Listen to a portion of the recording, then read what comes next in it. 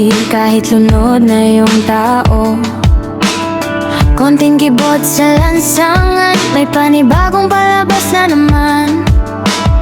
Tahimik lang ba dapat kami habang kayo lang ang ligtas? Kami tong laging nauubos, pero kayo tong hindi nasagad. Kapag kami ang galit, bastos agad pakinggan. Pero kapag kayo ang mali, tahimik lahat ng paligid. Kayo lang ba ang may karapatang mabuhay ng maayos? Kayo lang ba ang pwedeng hindi mawalan? Habang kami sanay nang lunukin lahat, galit, pagod, pangamba, na kayo rin naman ang may gawa.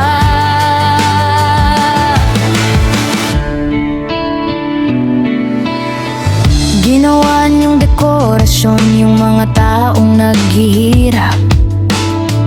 Madaling magsalita ng pag-asa kung hindi kayo ang ubos na. Hindi kami bulag, sadyang pagod lang lumaban. Kasi bawat reklamo parang kasalanan na agad.